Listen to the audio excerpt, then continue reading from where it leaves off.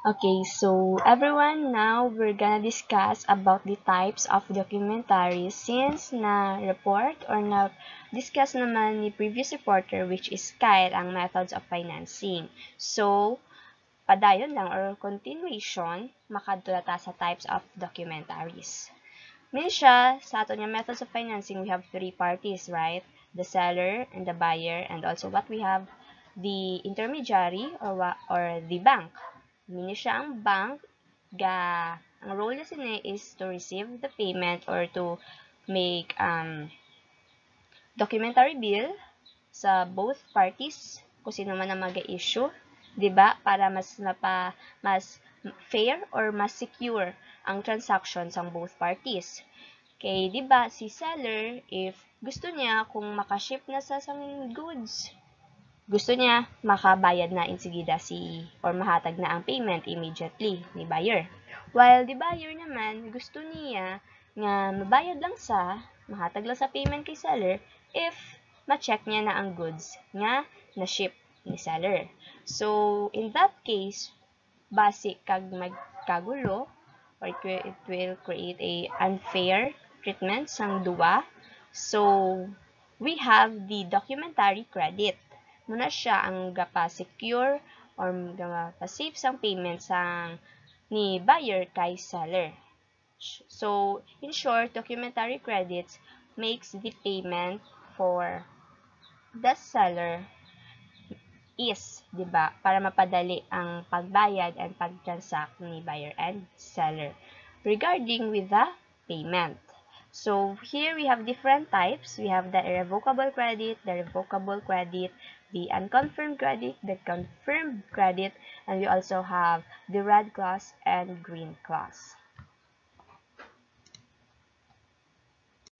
So, going to the first type, sang aton nga documentary credit, we have the irrevocable credit and the revocable credit. So, first is the irrevocable credit. When we say irrevocable credit, from its word, irrevocable, meaning it cannot be revoked.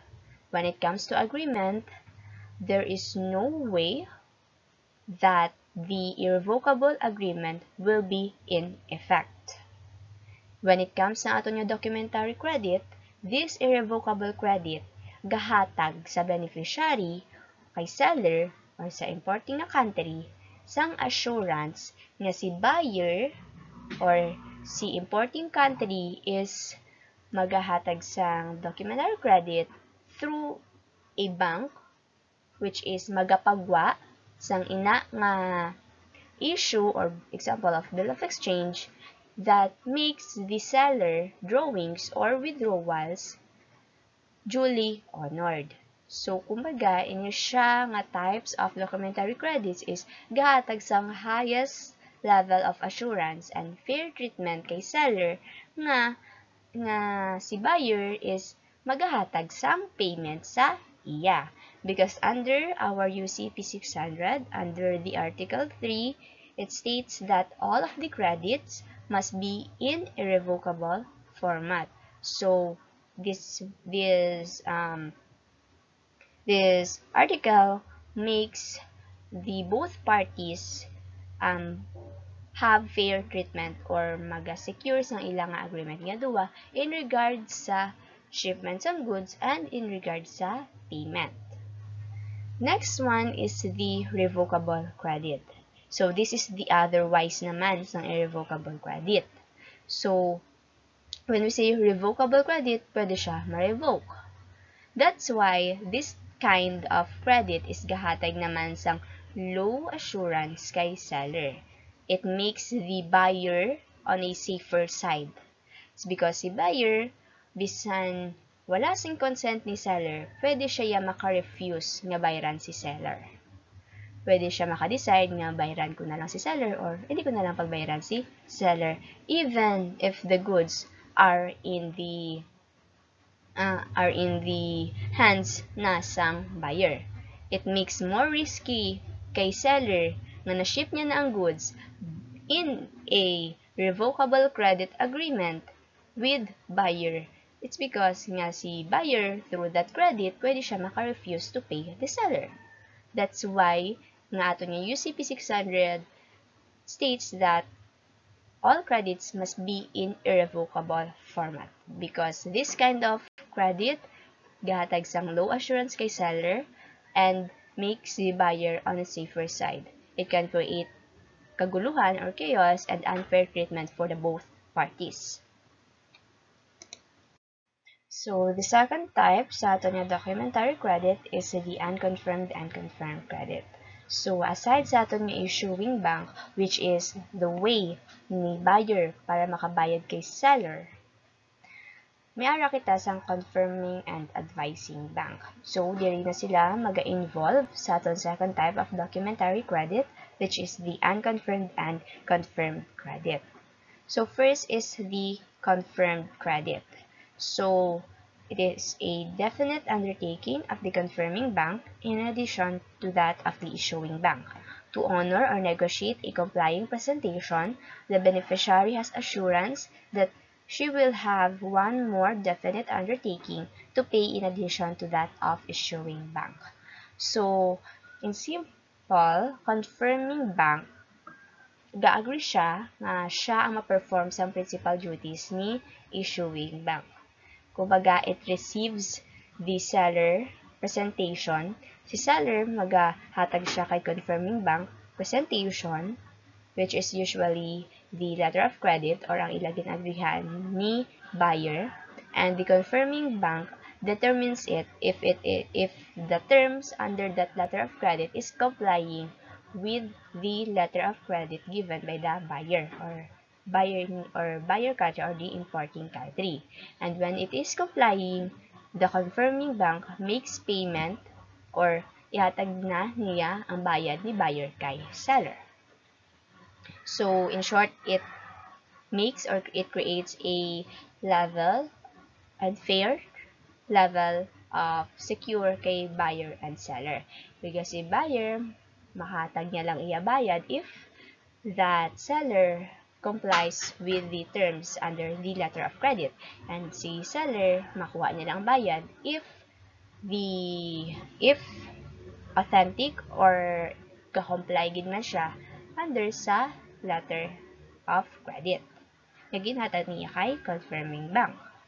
Kumbaga authorize gid di confirming bank nga ang iya hatagan sang bayad ni buyer is ang seller mismo. Okay, so the next one is the unconfirmed credit. So, only issuing bank provides an undertaking to pay the beneficiary and the advising bank has no undertaking to pay. So, meaning unconfirmed credit, it doesn't use confirming bank. Wala na sang mahatag si seller sang presentation. There's no such. We have the advising bank here in this type of credit. The advising bank makes or notify niya si seller nga may issue nga credit si buyer through that bank. And when the advising bank confirms the authenticity of that credit, pwede na ni seller makuha yung iya nga bayad. So, kumbaga here, si issuing bank ang may principal duties nga ihatag ang bayad ni buyer kay seller. But may ara siya sang advising bank nga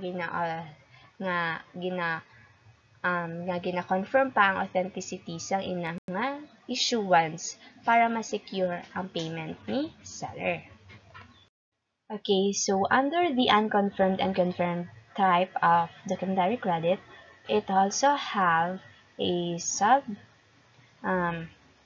way or method in order to authorize and confirm that type of documentary credit. We have first the confirmed plus irrevocable credit. It constitutes an undertaking of payment by two banks, which is the confirming bank and the issuing bank. It is ideal for seller, which almost serves to provide the assurance that she or he will be paid. Okay, so this kind of confirmed credit nga si seller is ginahatagan gid sa assurance nga siya is mabayaran ni buyer. It has two choices if were or diin niya kuhaon ng bayad. It's either of the two, the confirming bank and the issuing bank, nga ara ang nga the both has a principal duty to make payment kay seller. Next one is, question is, when a credit should be confirmed? So, saan o ta kinahanglan sa confirming bank? Kay diba si issuing bank naman, we have the irrevocable type of credit nga si solely the issuing bank can make payment kay seller because all of the drawings or withdrawals ni seller will be duly honored, diba? So, kay issuing bank. So, why we have to have such confirming bank pa? So, kay dire, under sa meaning nga credit, the issuing bank is a well-known and located in a country. With a stable political and economic climate, confirmation has a little practical value and otherwise. If that issuing bank is located in a country nga okay ang political state, there is no such chaos, hindi magulo, and the economic climate or the economic growth is stable, manami. So, ang pag-use ng confirming bank is or have a little practical value.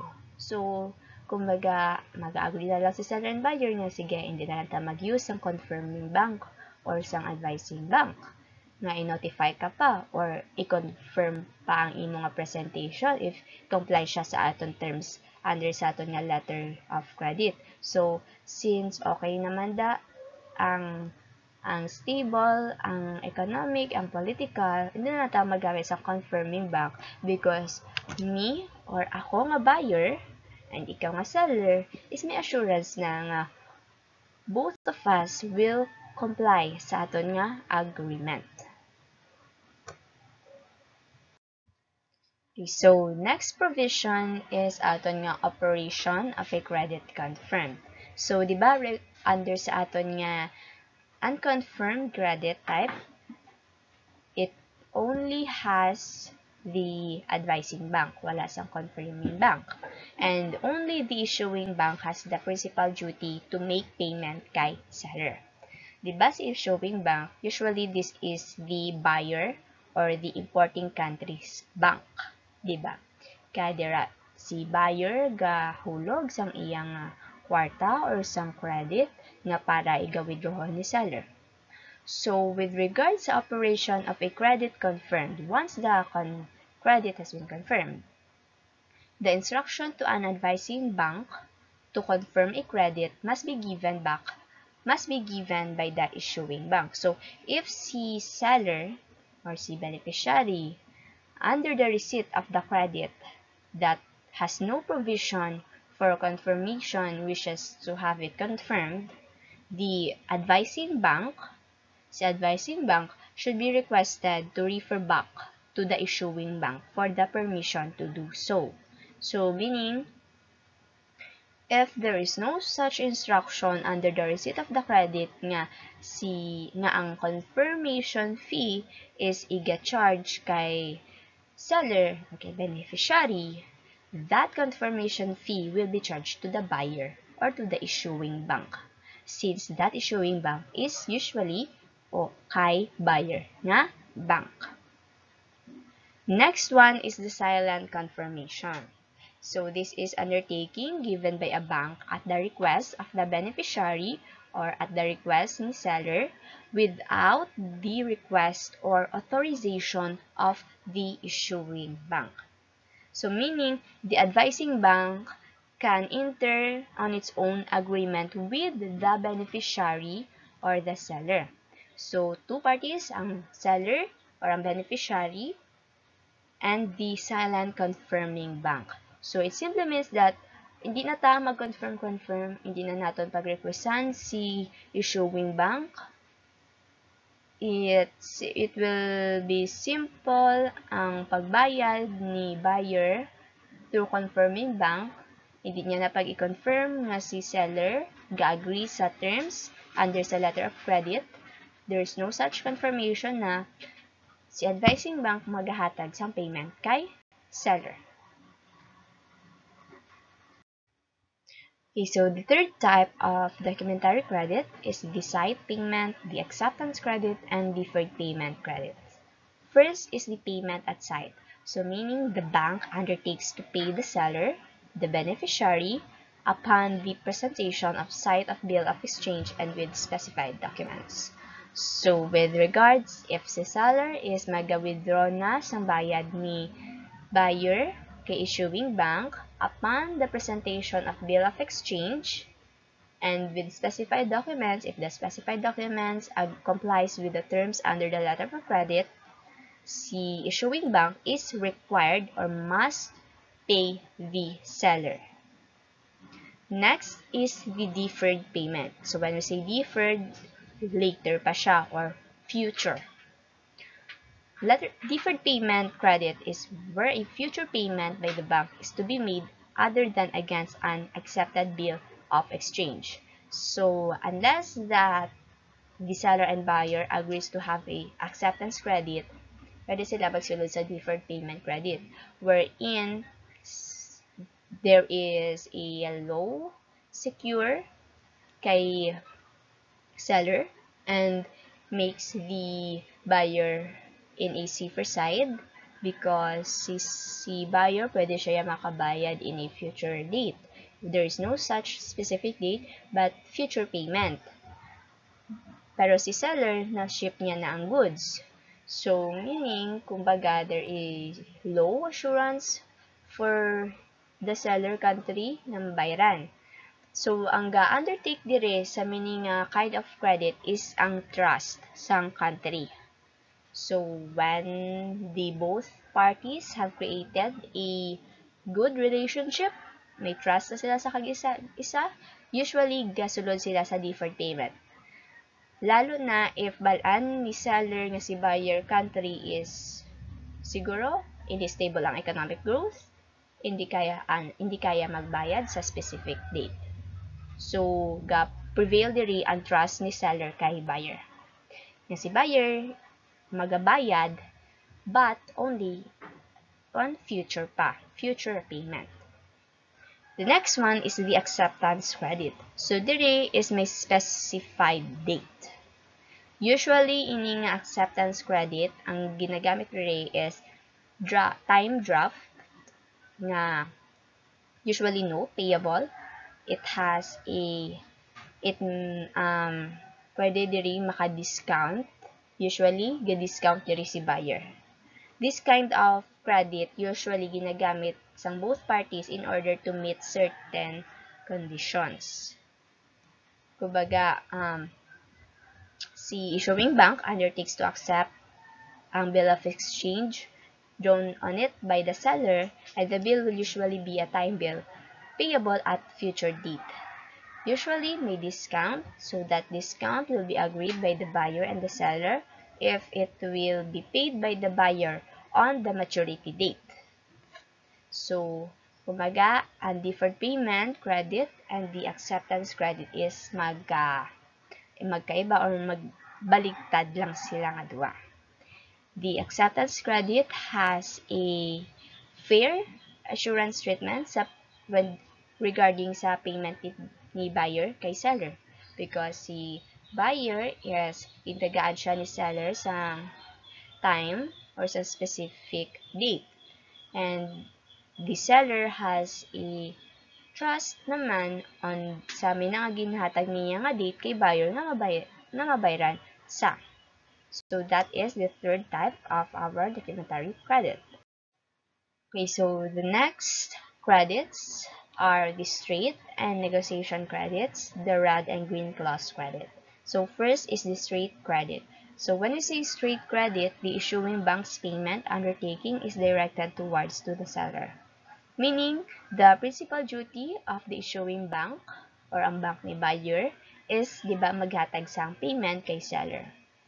So, under this, the issuing bank maghahatag lang siya sang payment kay seller or sa nakapangalan sa letter of credit. The bank must not and it is not required to make payment under third parties or to other person nga wala sang pangalan sa letter of credit.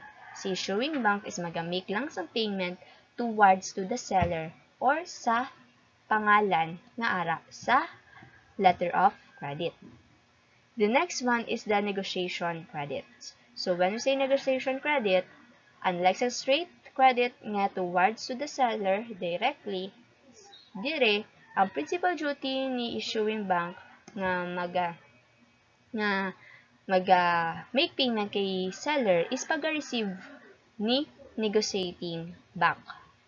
So meaning si negotiating bank receives the payment on behalf of the beneficiary and si negotiating bank ang maga-demand sang payment from the issuing bank in order nga ma-easy nga makuha ni seller ang bayad ni buyer. Next is the red and green clause credit. When we say red clause, may siya the buyer makes advance payment kay seller. Meaning, si buyer, kumbaga, payment first in siya nga type of credit, ang red clause. It's because the buyer pays for the cost of purchases nga ma-incur ni seller and si ini nga bayad ni buyer is maga-serve as collateral for the seller nga kinahanglan ma-ship niya ang goods because ini nga goods nga iya paghimuon is from the start kay buyer na because nabayaran na ini siya ni buyer. The green clause naman is also a advance payment ni buyer but with regards na lang sa pre-shipment sang goods. This payment is for the warehouse port warehouse nga itiner ang goods nga gaiga-ship ni seller kay buyer. So in order for that advance payment to make it happen nga para si buyer ang magabayad sa warehousing sang goods nga iga-ship ni seller, si seller is magapresent sa bank sang evidence nga that goods is about to ship and that goods is in this warehouse in order for the buyer to make advance payment for the warehousing. Okay, revolving credits and the transferable and non-transferable credits. When we say revolving credits, revolving means paulit-ulit or pabalik-balik. It's like a cycle. So, in documentary credit, it is a credit that revolves around value or amount of money, time, or a specific time frame. And it allows the beneficiary to draw up to a certain amount of money for the amount for the period of that credit. So, meaning, this type of credit can be used multiple times within a specific time frame because it could be cumulative or non-cumulative. When it is cumulative, the undrawn amount rolls over for the next period, meaning ang excess amount sa igabayad kay seller sa na-withdraw ni seller is iga-roll over enough for the next transaction or for the next period. But when it is non-cumulative, the undrawn amount or the excess sa na-withdraw ni seller or sa bayad kay seller is iga-pull over or kuhaon liwat ni buyer kay issuing bank so that the stated credit would have no or zero balance. When we say transferable credit naman, transferable meaning pwede ni seller ma-transfer iya right to that credit to a third party or to other person. Pwede niya ni magamit as pambayad utang or endorsement and delivery. How about the non-transferable credit? Ang non-transferable credit naman, kabaliktaran lang ni sa transferable credit. So, non-transferable credit, meaning, si seller pwede niya man Japon ang i-write, but only once, because this type of credit, ang non-transferable credit, doesn't mean negotiable. A documentary credit that is not negotiable instrument that may be transferred from one person to another through endorsement and delivery. So, kumbaga, if si seller mag-transfer siya sang amount to a third party, ang balance man Japon is or remains payable to him.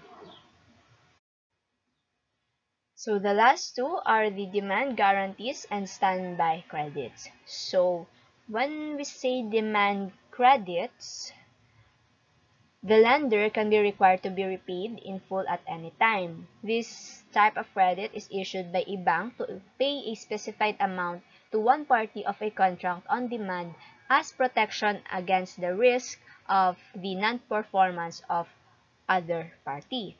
Meaning, si seller, pwede niya ma-demand, pwede sa ka-demand nga si buyer is magbayad sa iya sang in full within a specific time frame or mismo sa ginset nga date ni seller. The standby credits naman, this kind of credit is like a second way or second method para kay buyer and also a kind sang secure payment for the seller. Because si buyer, if hindi siya if default sa pagbayad kay seller, ang amount or ang gin-issue niya nga credit sa issuing bank will be given to the seller. Meaning, si seller pwede niya na withdraw ang gin-issue ni buyer para ma-settle ang non-performance ni buyer nga magbayad. So that's the intro of these two kinds of credits. This will be furthermore discussed onto the next topics.